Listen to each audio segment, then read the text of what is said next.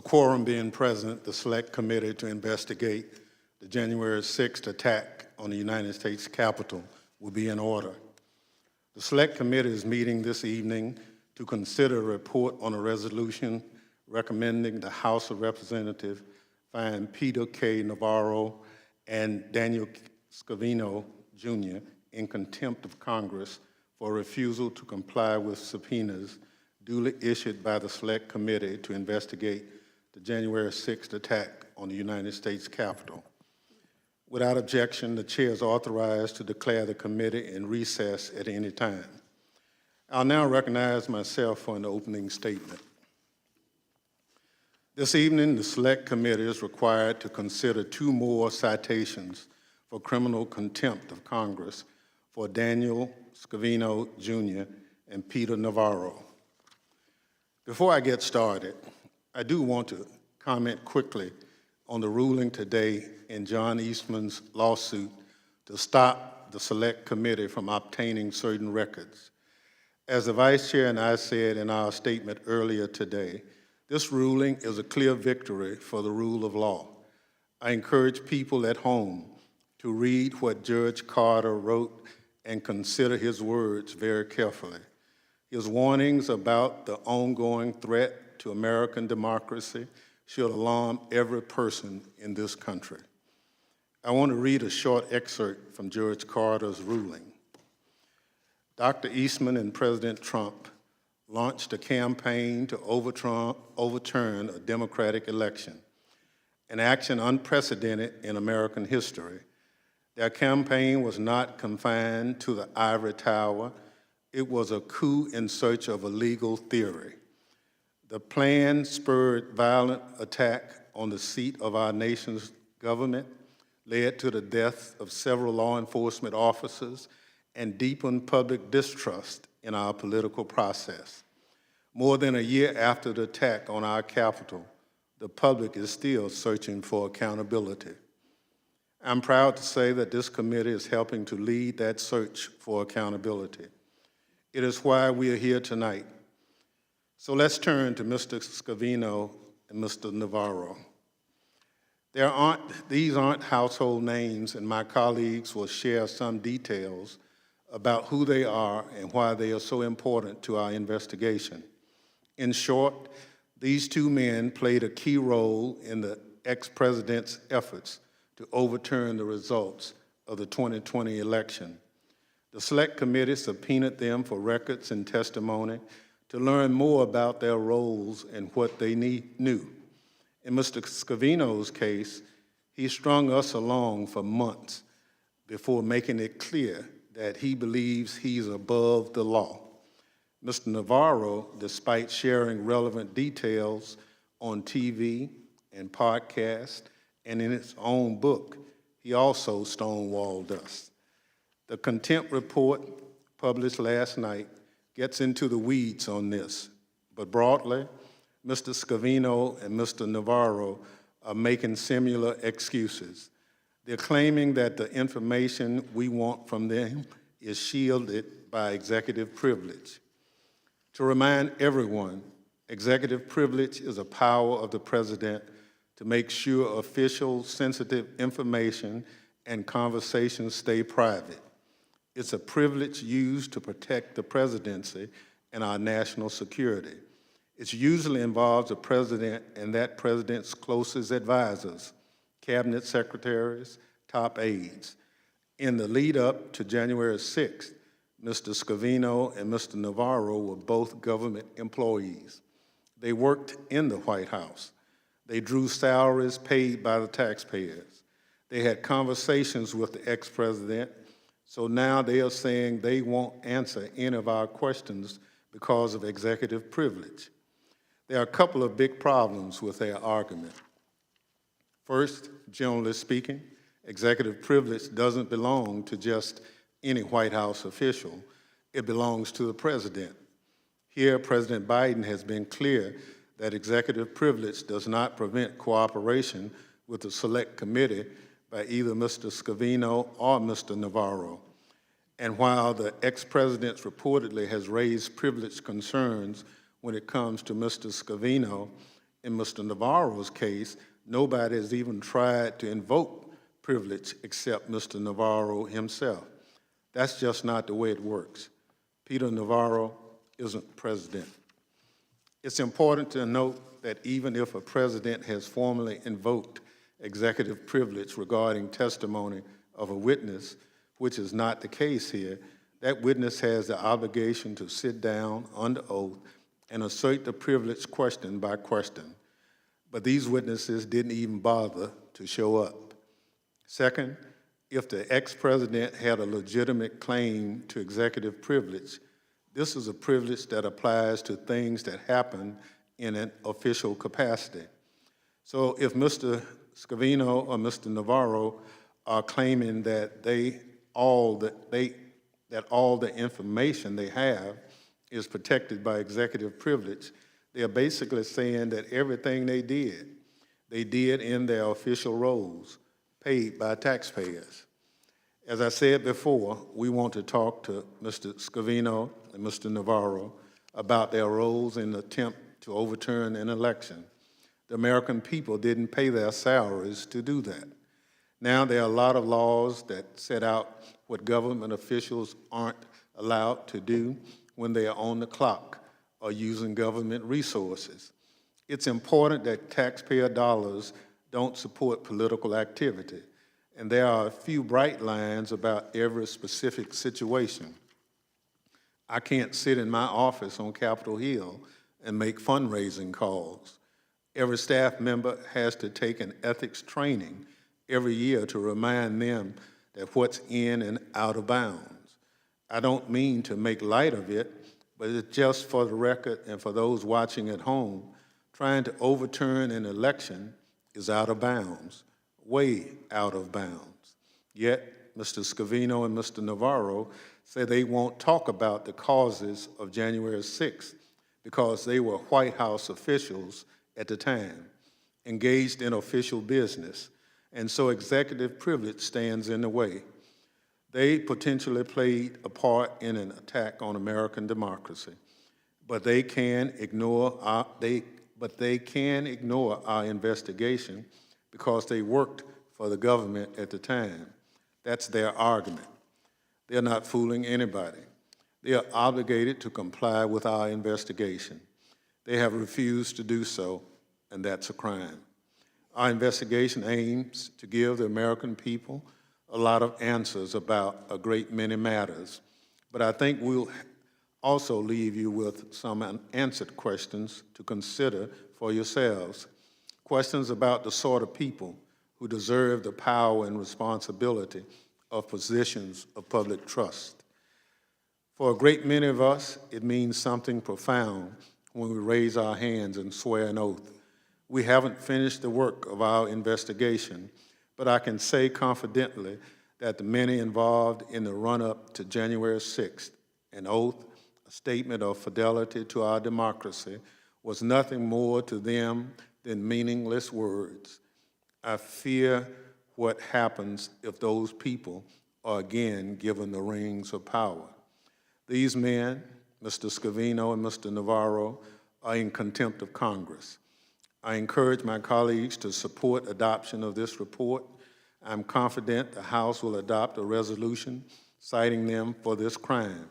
And I hope the Justice Department will move swiftly to hold them accountable. I'm pleased now to recognize my friend, the gentlewoman from Wyoming, Ms. Cheney, for any remarks she cared to offer. Thank you very much, Mr. Chairman. We are entering a critical stage of our investigation. We've now taken the testimony of hundreds of witnesses with knowledge of the events of January 6th, including more than a dozen former Trump White House staff members. We have learned that President Trump and his team were warned in advance and repeatedly that the efforts they undertook to overturn the 2020 election would violate the law and our Constitution. They were warned that January 6th could and likely would turn violent. And they were told repeatedly by our state and federal courts, by our Justice Department, and by agencies of our intelligence community that the allegations of widespread fraud sufficient to overturn the election were false and were unsupported by the evidence. And yet, despite all these specific warnings, President Trump and his team moved willfully through multiple means to attempt to halt the peaceful transfer of power, to halt our constitutional process for counting votes, and to shatter the constitutional bedrock of our great nation.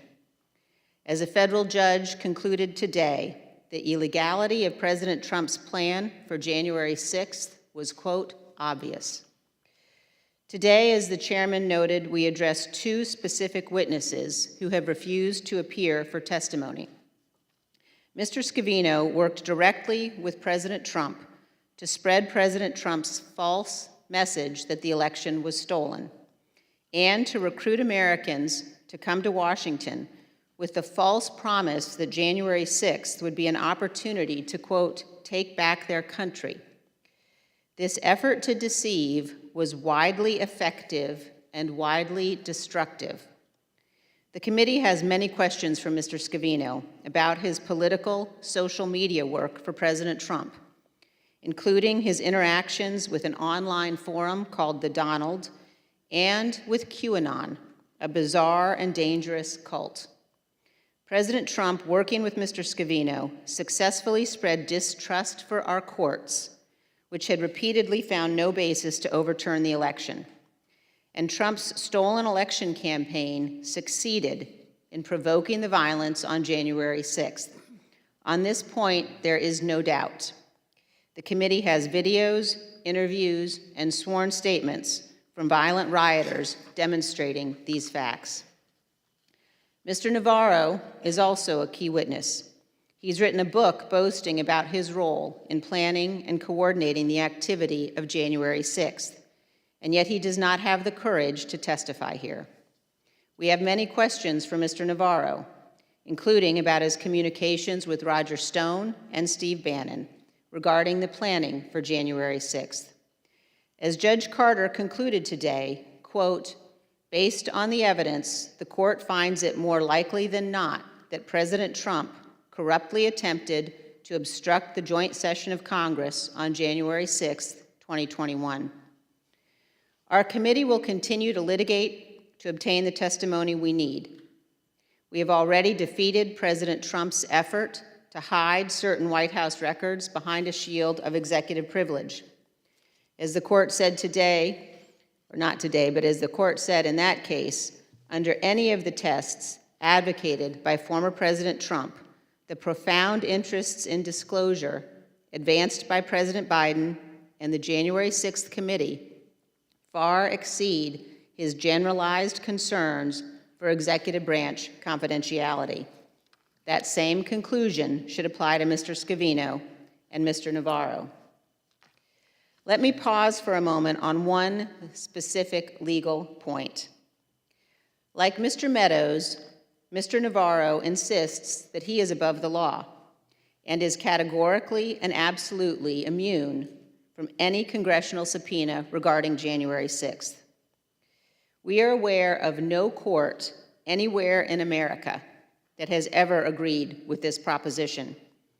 To the extent that Mr. Navarro and Mr. Meadows are attempting to rely upon memoranda from the Justice Department's Office of Legal Counsel, those memoranda explicitly do not apply here. In this context, Mr. Navarro was not acting as a White House aide advising the president on official matters of policy. He was acting as a Trump campaign operative planning a political effort to obstruct or impede Congress's constitutional proceeding to count electoral votes. The Department of Justice is entrusted with the defense of our Constitution. Department leadership should not apply any doctrine of immunity that might block Congress from fully uncovering and addressing the causes of the January 6th attack. Congress is a separate and co-equal branch of government.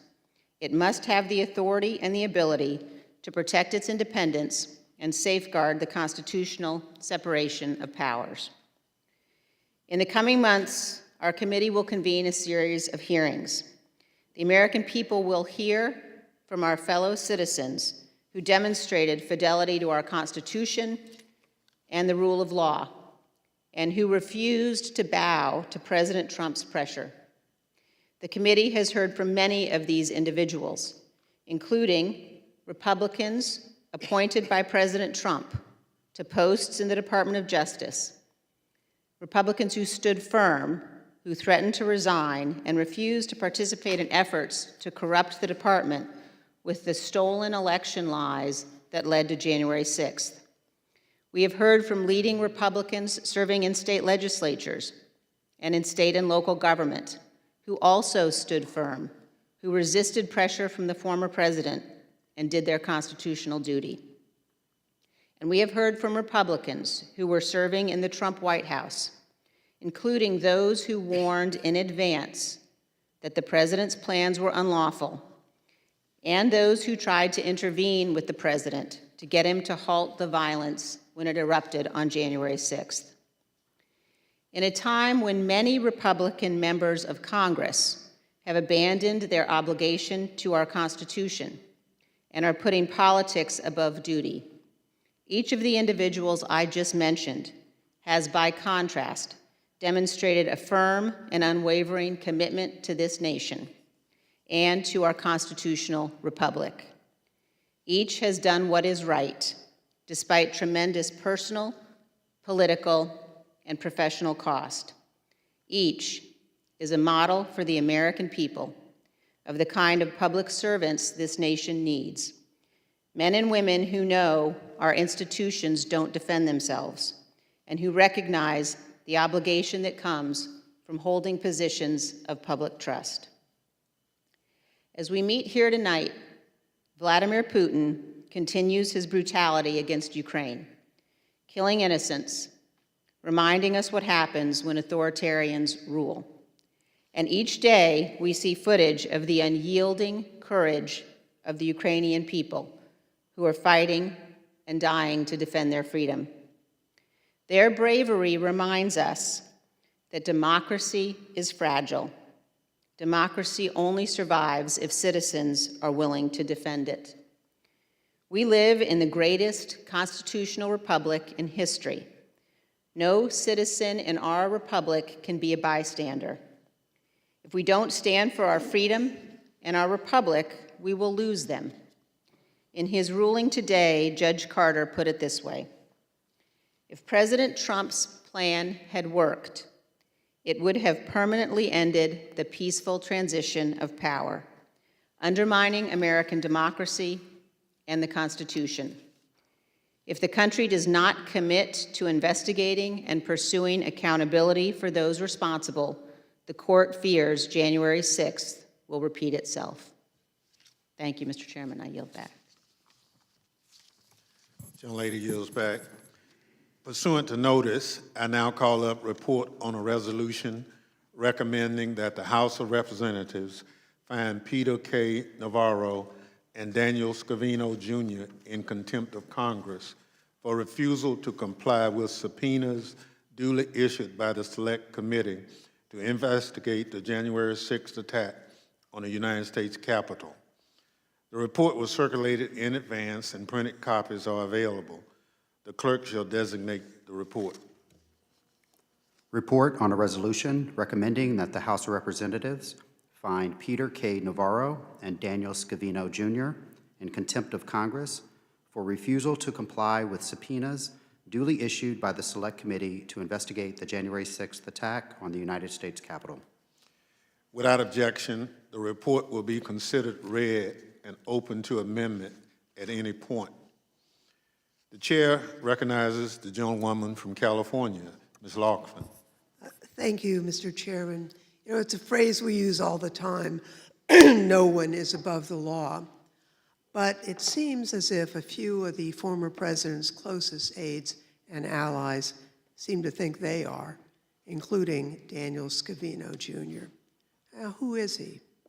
Mr. Scavino met Mr. Trump around 1992 and worked for him for many years, first at the Trump National Golf Club and then as director of social media for his 2016 presidential campaign, then as White House Deputy Chief of Staff for Communications, and on his 2020 campaign, and later on efforts to reverse the election results, which former Vice President Mike Pence has denounced as un-American. According to many published reports, Mr. Scavino worked closely with Mr. Trump to use social media to spread lies regarding non-existent election fraud and to inflame a violent, angry mob. For example, Mr. Trump's Twitter account praised a false report alleging election fraud, tweeting, and here's a quote, "A great report, statistically impossible to have lost the 2020 election. Big protest in DC on January 6th. Be there, will be wild." Mr. Scavino also followed domestic violent extremist social media, and he did that on behalf of Mr. Trump.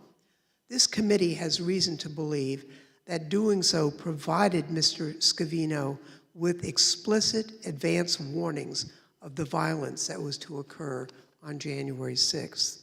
Now, Mr. Scavino may have shared these warnings of violence with Mr. Trump before January 6th. He reportedly attended several meetings with Mr. Trump and others regarding reversing President Biden's legitimate victory. Mr. Scavino was also with Mr. Trump during the Capitol attack, while Mr. Trump failed to immediately try to stop it, despite urgent bipartisan calls for him to do so. Republican Senate Minority Leader Mitch McConnell rightly said that the public needs to know everything about what caused and occurred on January 6th. Now, to inform both the American people and legislative reform proposals, this committee needs to speak with Mr. Scavino. He has to fulfill his legal and his moral obligation to provide testimony and documents, or he should face the consequences. That's why we're taking this action today. In the United States of America, no one is above the law. This committee is doing its job. The Department of Justice needs to do theirs. I yield back, Mr. Chairman. Gentlelady yields back. The chair recognizes the gentleman from Illinois, Mr. Kingsinger. Thank you, Mr. Chairman. And as the Vice Chair mentioned with Ukraine, it reminds us that democracies aren't defined by bad days or bad things that happen, but how they defend it and how they come back from that.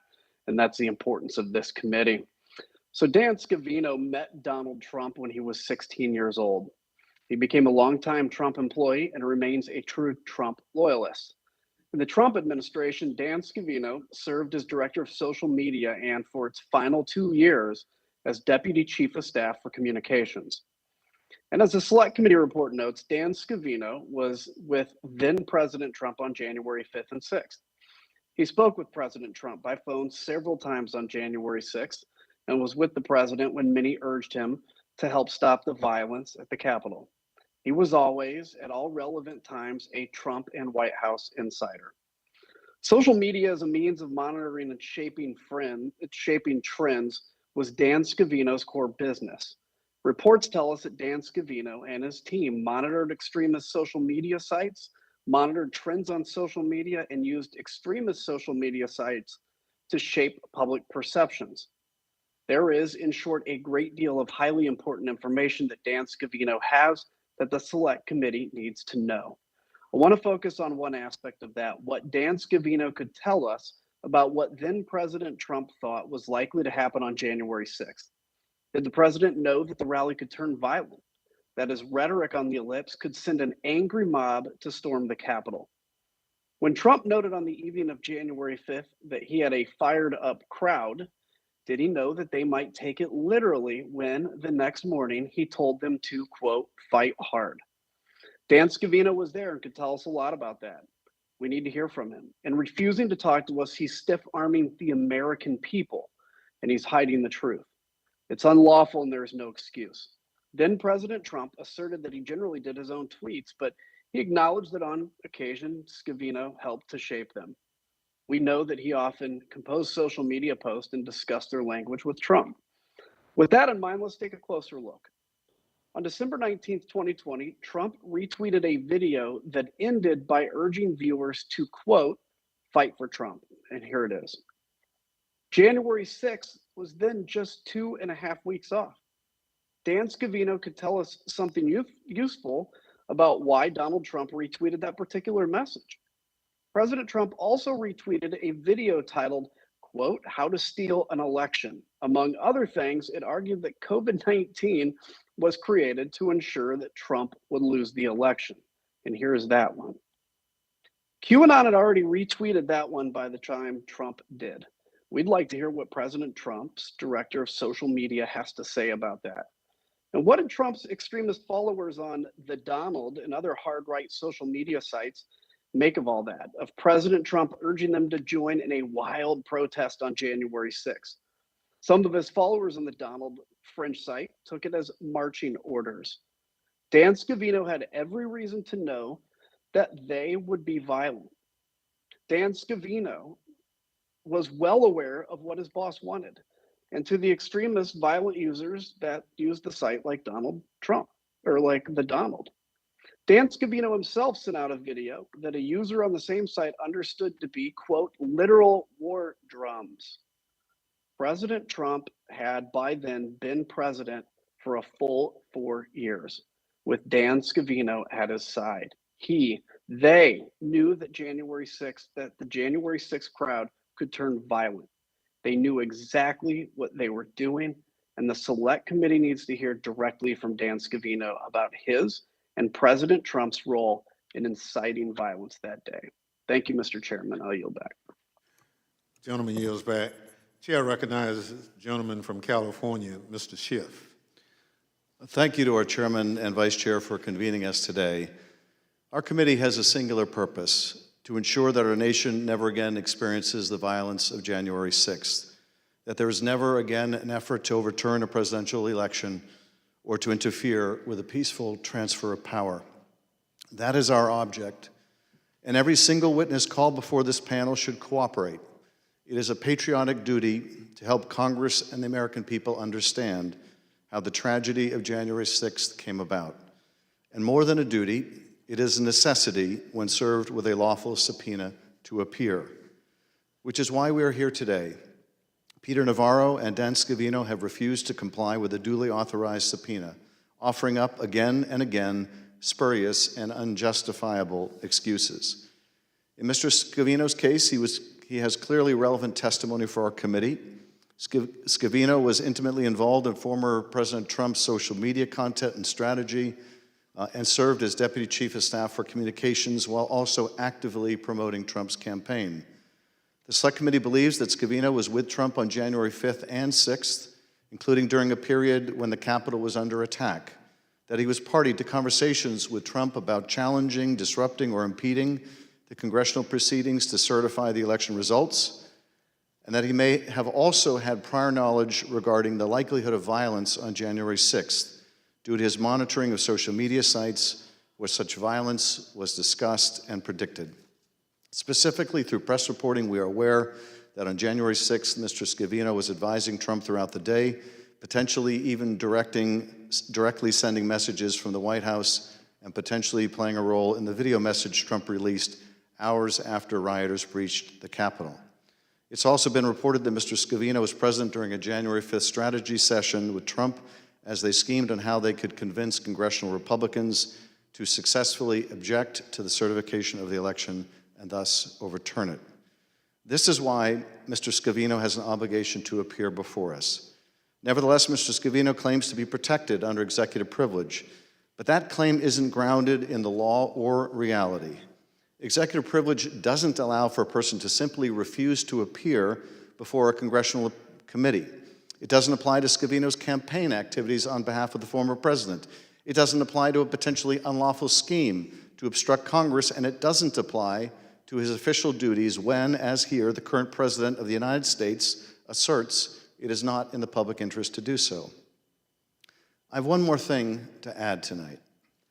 The Department of Justice has a duty to act on this referral and others we have sent.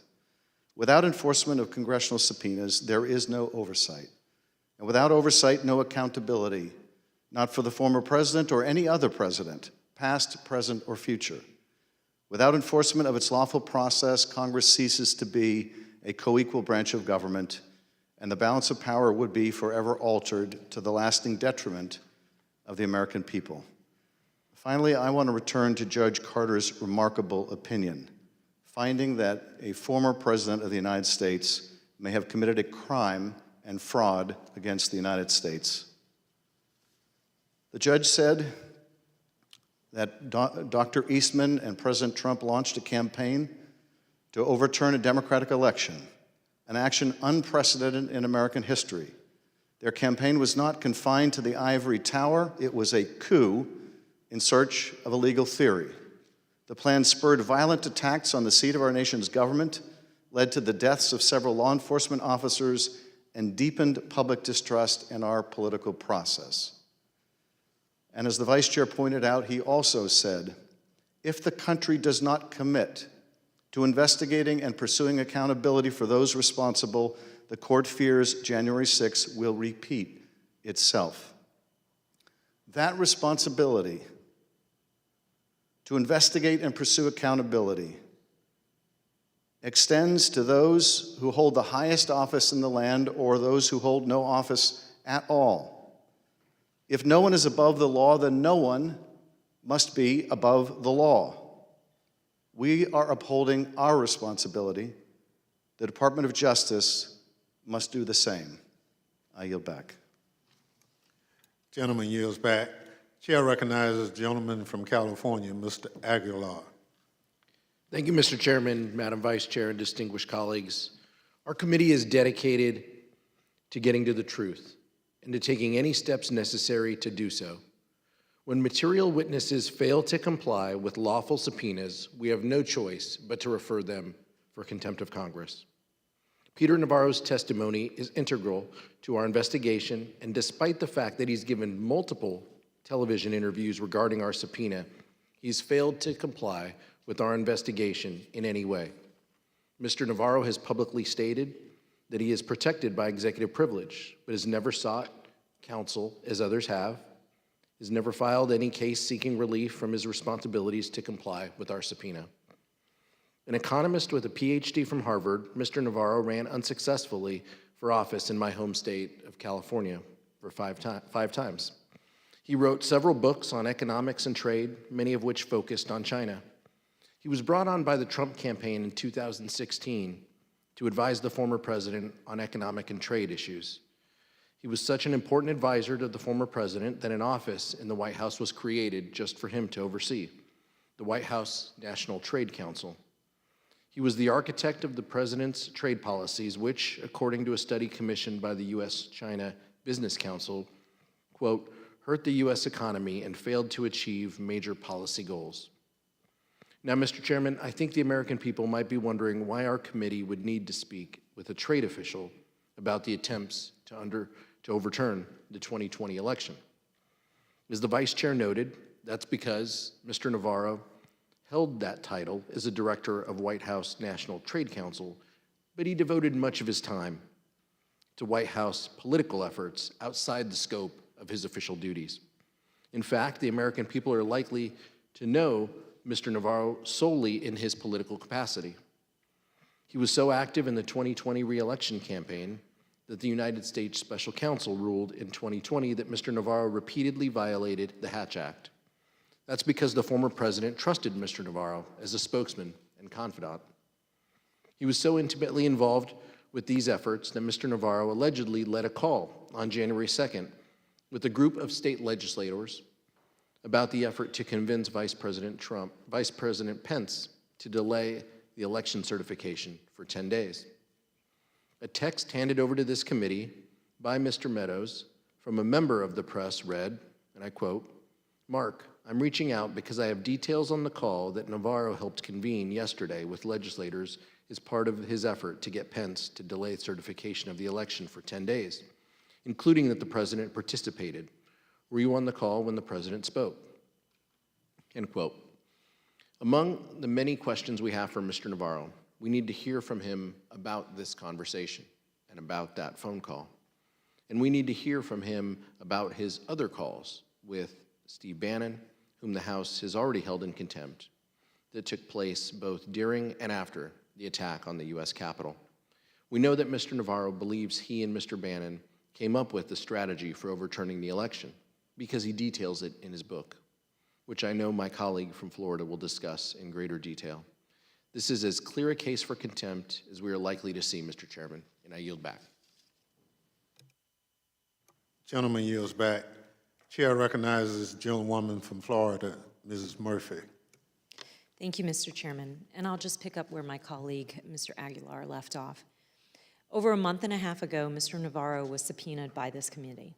We sought documents and testimony regarding his efforts to discredit the election and to prevent the results from being certified. This information is central to our committee's inquiry.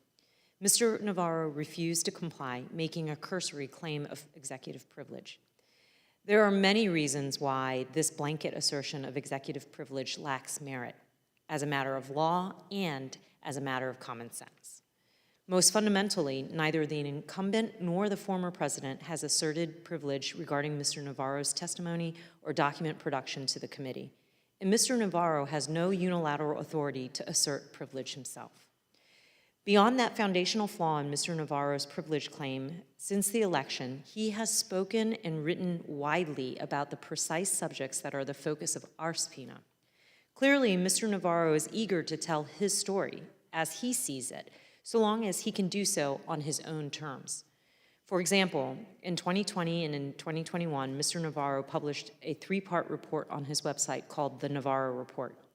In it, he makes allegations about election fraud that have been debunked. Furthermore, in November 2021, Mr. Navarro published a book called In Trump Time.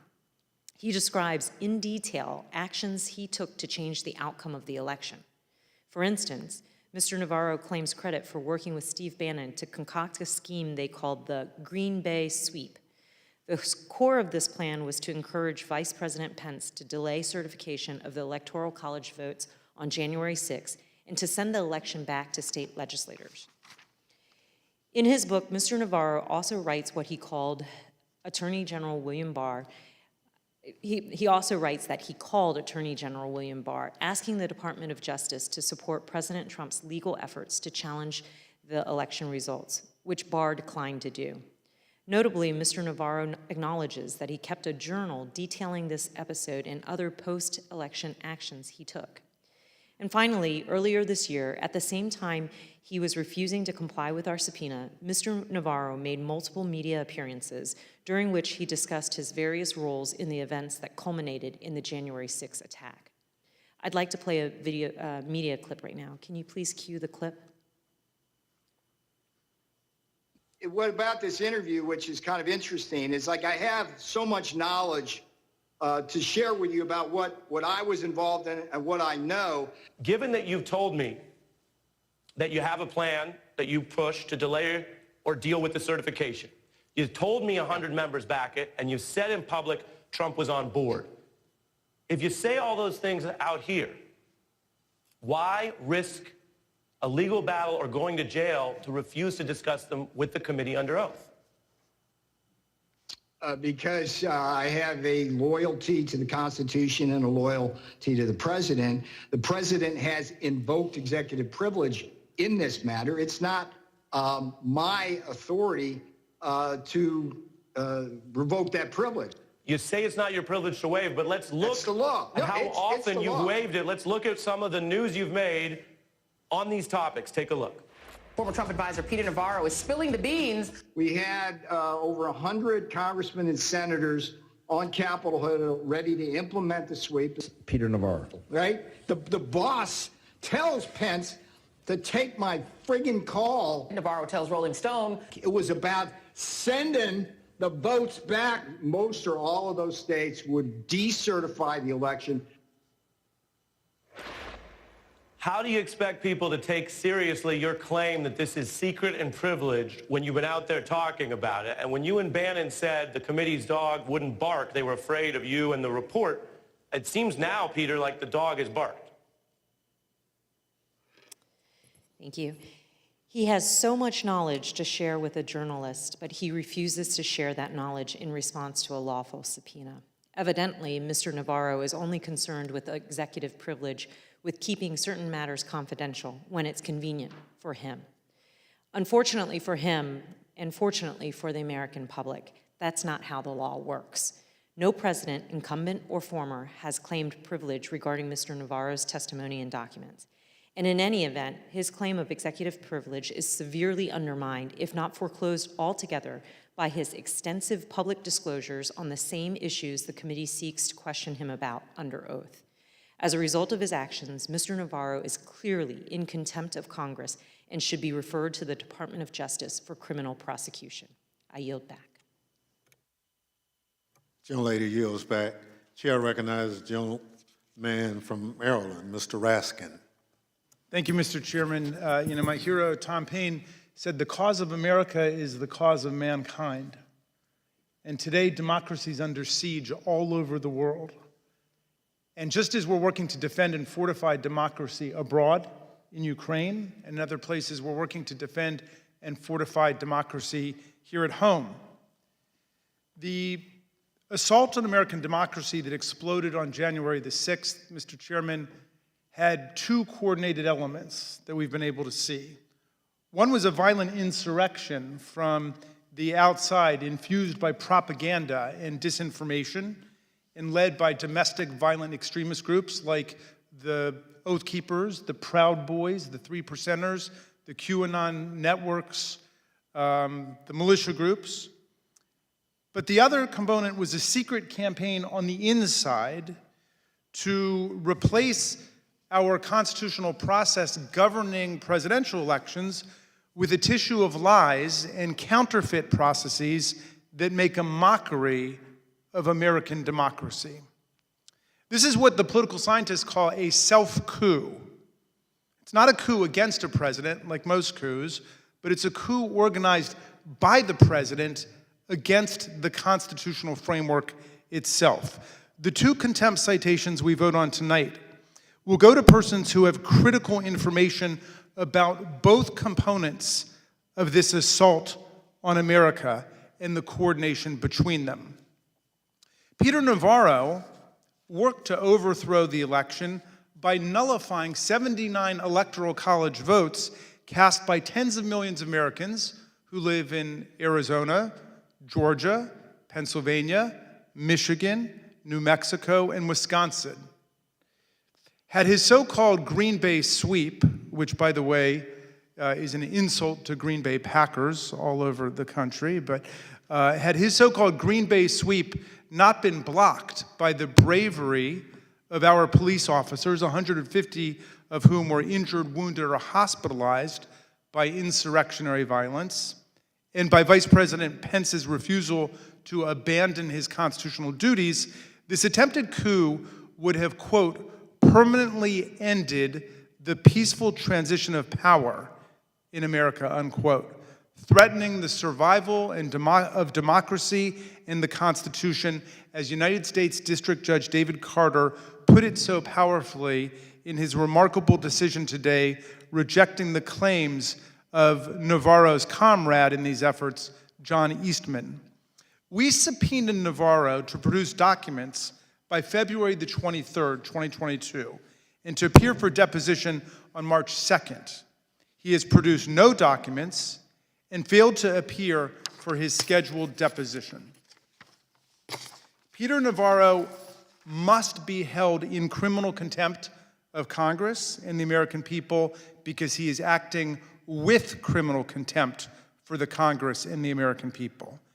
The American people want to know what sets him above the law. The Supreme Court said in 1950, in U.S. versus Bryan, that a subpoena creates a public duty which every person within the jurisdiction of the government is bound to perform when properly summoned. In 2020, the Supreme Court emphasized that it is the duty of all citizens to cooperate with a subpoena.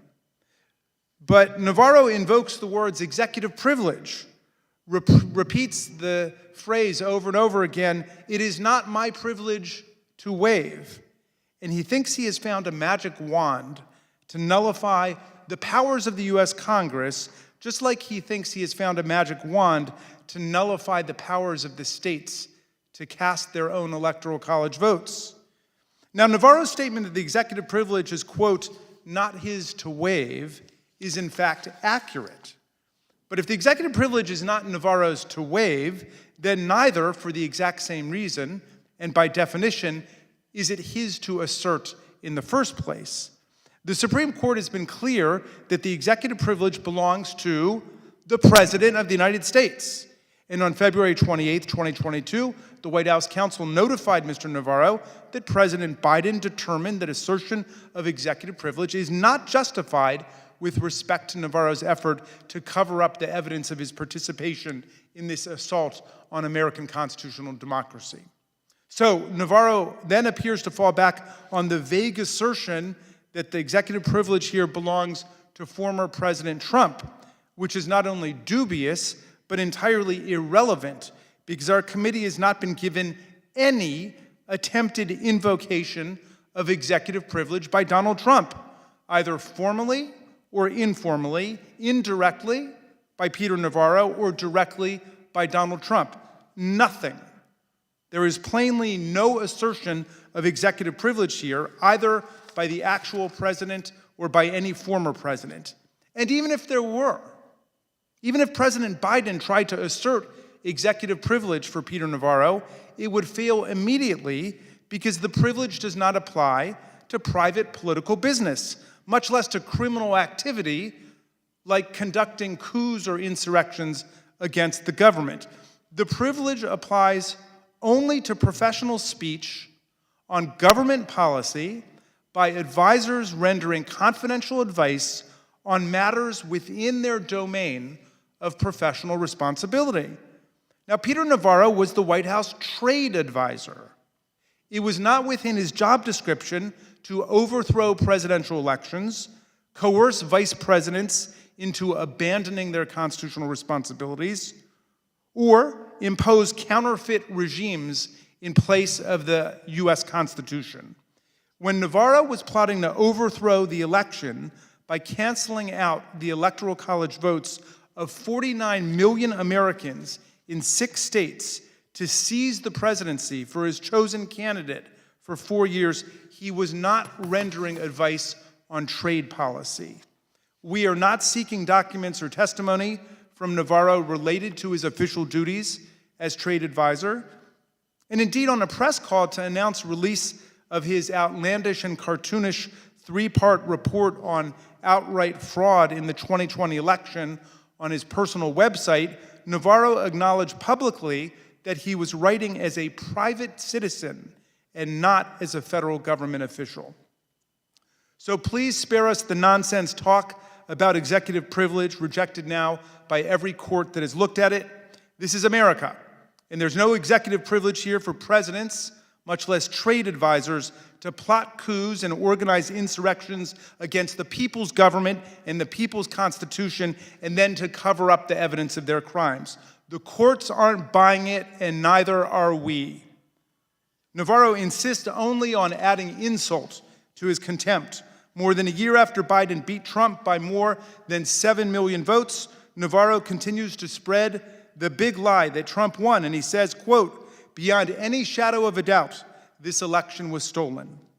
He brags about his work with Steve Bannon to apply pressure on Vice President Pence to do the wrong thing. He tells the complete story in his book, In Trump Time, and in his 3-part report, which was made up of titles like The Immaculate Deception and The Art of the Steal, of how they tried to get Pence to abandon his constitutional duties and force the contest into a contingent presidential election under the 12th Amendment in the House of Representatives.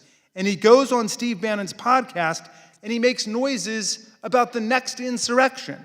A year after the election was over, he said, if they want an insurrection, they keep pushing this, they're going to push the American people over the freaking edge. Mr. Chairman, Madam Vice Chair, the American people opposed the January 6th insurrection, and the American people oppose future insurrections and coups against our government. We are fighting to defend the institutions and values of democracy at home against coup plotters and insurrectionists, and we are supporting other democracies around the world under siege by autocrats and kleptocrats, bullies and despots. We are on the side of the people of Ukraine against Vladimir Putin, who is not a genius, but a mass murderer. And we stand strong on the side of democracy, freedom, the Constitution, and the rule of law against people who smashed our police officers in the face with Confederate battle flags and tried to cancel out the results of our presidential election.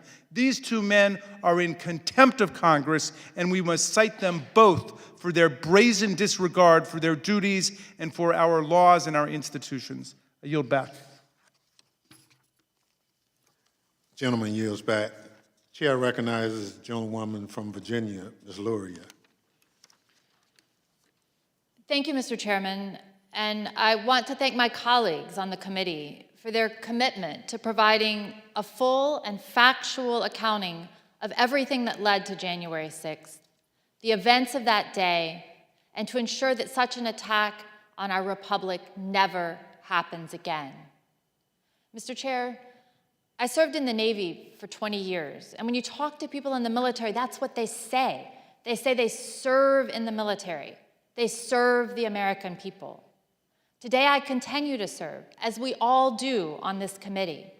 When Mr. Scavino and Mr. Navarro entered the administration, they agreed to serve the American people. The president, who serves the American people, has a unique duty under the Constitution to take care that the laws be faithfully executed. And those that serve under the president, especially those closest to him in the administration, are integral to performing that duty to take care that the laws are faithfully executed, not to undermine those laws. Congress has a constitutional duty to investigate, and we have a duty to the American people to investigate the violent attack on our Capitol that attempted to prevent the peaceful transition of power. Mr. Scavino and Mr. Navarro have a duty to respond to the subpoenas of this committee. However, they've decided, apparently, that they're above the law. 50 years ago this year, a small group of people in the Nixon administration also decided they were above the law. They engineered a cover-up to hold on to political power. They were almost successful, but it took Congress, the Senate, to get to the truth, a truth that the American people deserved. This committee has conducted more than 800 voluntary depositions and interviews, with more scheduled, including witnesses who worked in the previous administration.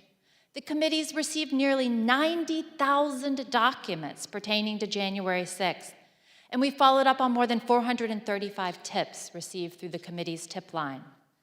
Hundreds of witnesses have voluntarily come forward and cooperated with our investigation. However, Mr. Scavino and Mr. Navarro refuse to answer this constitutional duty. Why are they special? Why is it when we get closer and closer to the former president, his inner circle, those nearest to the president, why are those the ones who refuse to tell the American people what they know? What is it they're covering up? Now Mr. Scavino and Mr. Navarro have attempted to obstruct the pursuit of justice and to stonewall this committee's work and conceal the truth, despite both publicly acknowledging their roles in promoting election fraud conspiracies and counseling the former president on changing the outcome of election. What, Mr. Scavino and Mr. Navarro, are you covering up? Who are you covering for? We've been through this process before. What, Mr. Meadows, are you covering up? And who are you covering for? When given the opportunity to tell the truth about the attack on January 6th, both Mr. Scavino and Mr. Navarro continue to put loyalty to Donald Trump before the Constitution and the American people. Tonight, I will vote to hold Mr. Scavino and Mr. Navarro accountable for their actions, and recommend that the House of Representatives cite both of them for contempt of Congress. And the Department of Justice must act swiftly. I will echo what my colleagues have already said, but more bluntly, Attorney General Garland, do your job so that we can do ours. And I yield back. Gentlelady yields back. If there's no further debate, I now recognize the gentlewoman from Wyoming, Ms. Cheney, for a motion. Mr. Chairman, I move that the committee favorably report to the House the committee's report on a resolution recommending that the House of Representatives find Peter K. Navarro and Daniel Scavino, Jr. in contempt of Congress for refusal to comply with subpoenas duly issued by the Select Committee to investigate the January 6th attack on the United States Capitol. The question is on the motion to favorably report to the House. Those in favor say aye. Aye. Those opposed is no. In the opinion of the chair, the ayes have it. Mr. Chairman, I request a recorded vote. A recorded vote is requested. The clerk will call the roll. Ms. Cheney? Aye. Ms. Cheney votes aye. Ms. Lofgren? Aye. Ms. Lofgren votes aye. Mr. Schiff? Aye. Mr. Schiff votes aye. Mr. Aguilar? Mr. Aguilar votes aye. Mrs. Murphy? Aye. Mrs. Murphy votes aye. Mr. Raskin? Aye. Mr. Raskin votes aye. Mrs. Luria? Aye. Mrs. Luria votes aye. How is the chair recorded? Mr. Chairman, you are not recorded, and Chair votes aye. Mr. Chairman, I didn't. and Mr. Kinzinger? Kinzinger votes aye. Mr. Kinzinger, aye. The clerk will report the vote. Mr. Chairman, on this vote, there are 9 ayes and 0 noes. The motion is agreed to. The vice chair is recognized. Mr. Chairman, pursuant to Clause 2L of Rule 11, I request that members have 2 calendar days in which to file with the clerk of the committee supplemental or additional views on the measure order reported by the committee tonight. So ordered. Without objection, staff is authorized to make any necessary technical or conforming changes to the report to reflect the actions of the committee. There being no further business, without objection, the Select Committee stands adjourned.